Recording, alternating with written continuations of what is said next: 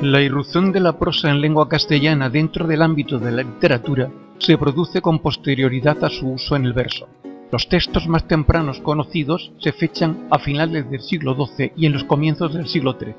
Las primeras manifestaciones escritas en la nueva lengua vulgar se documentan en el siglo X.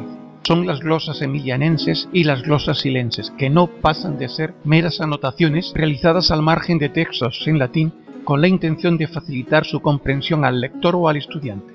No obstante, parece ser que su uso está generalizado en Castilla por esa fecha, pero carece de reglas y es por tanto sumamente irregular.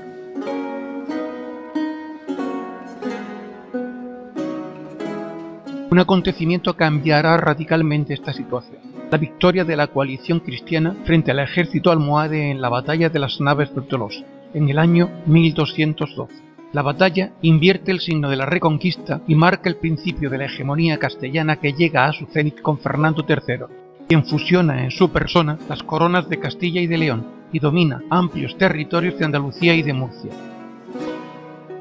La supremacía castellana obliga a virar hacia el Mediterráneo las aspiraciones expansionistas del Reino de Aragón y encierra definitivamente el Reino de Navarra.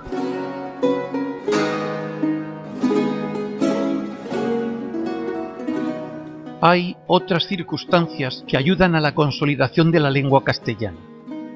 Hacia el siglo XII, la enseñanza se concentra de manera casi exclusiva en claustros y catedrales. Para universalizar la cultura, grupos de profesores de París y de Bolonia se agrupan en escuelas libres y solicitan reconocimiento eclesiástico para sus enseñanzas. Nacen así el Estudio General de París y las universidades de Oxford y de Bolonia. En 1214, Alfonso VIII crea la primera universidad española, el Centro de Estudios Generales de Valencia, y al año siguiente, Alfonso IX de León autoriza la Universidad de Salamanca. Su objeto es evitar que súbditos leoneses estrechen lazos con Castilla. En 1239, Fernando III fusiona ambas instituciones, dejando solo la Universidad de Salamanca. Su objetivo ahora es castellanizar al reino leonés. El mismo Rey Santo quiere dotar de leyes a la recién conquistada Córdoba y ordena su redacción en lengua vulgar, ya que la mayor parte de la población desconoce el latín. El Fuero Juzgo es la primera muestra de prosa legal en castellano, pero será bajo la protección de Alfonso X el Sabio cuando se establezca la obligación de utilizar el castellano en todos los documentos oficiales. En esta decisión hay que buscar las auténticas bases para el desarrollo de la prosa en los universos literario y científico.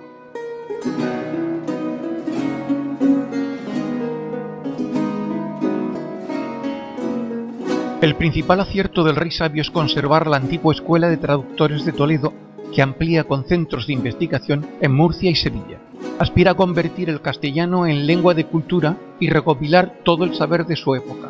Por eso congrega y organiza equipos de sabios especialistas de distintas áreas de conocimiento y pertenecientes a las tres culturas que entonces conviven en España: cristianos, árabes y judíos. La labor realizada por la institución resultó determinante para la fijación del castellano.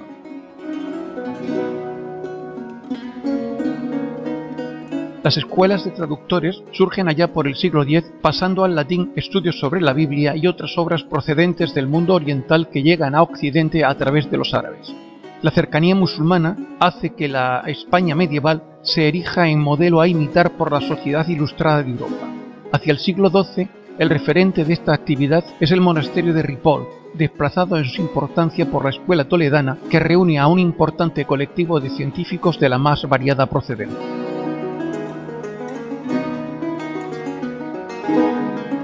La Escuela de Traductores de Toledo da a conocer obras muy relevantes de Aristóteles, Ptolomeo, Galeno, Arquímedes, Averroes o Avicena, pero no existirán traducciones a la lengua castellana hasta el siglo XIII.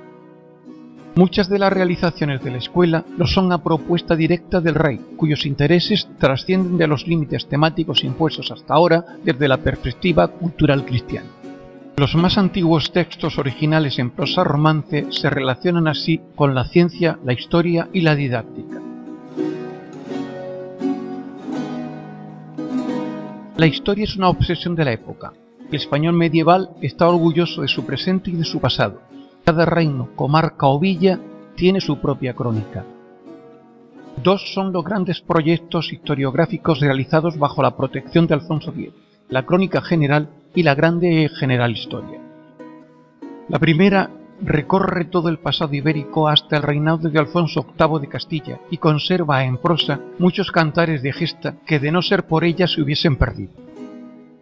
La Grande General Historia pretende recorrer lo acaecido en el mundo hasta época contemporánea, pero la muerte del rey detiene la obra en el siglo I a.C.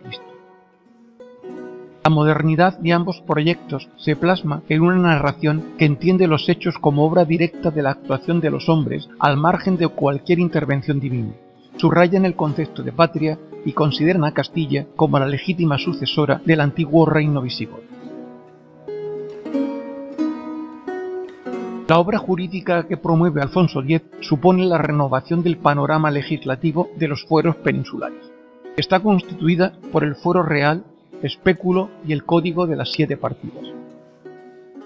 En ellas se justifica y potencia el monopolio legislativo regio. Solo el rey y los alcaldes por él designados tienen potestad para administrar justicia. Estas obras no fueron bien acogidas en principio por la nobleza y los cabildos municipales que entienden disminuyen de forma notable sus privilegios y competencias. La inquietud científica del rey se materializa en iniciativas como los libros del saber de astronomía y el lapidario. Los primeros nacen de la afición del monarca por la astronomía, a la que tanta influencia otorga la época en los comportamientos humanos.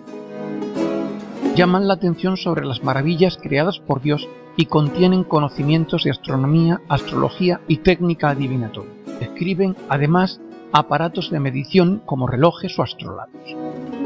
Son de destacar las tablas astronómicas o tablas alfonsíes que distinguen las constelaciones siguiendo el orden establecido por Ptolomeo y serán muy utilizadas por los navegantes europeos de los siglos XV y XVI.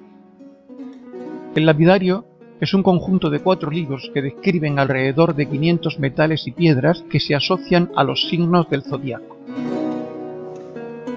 Preocupado por mejorar la existencia de sus súbditos en particular, Alfonso X, que entiende que los juegos constituyen un descanso para las cuitas y trabajos de la vida, difunde y enseña las reglas de algunos de ellos para ocupar adecuadamente los tiempos de ocio. El más interesante es el libro del ajedrez Dados y Tablas, el último libro publicado por su taller.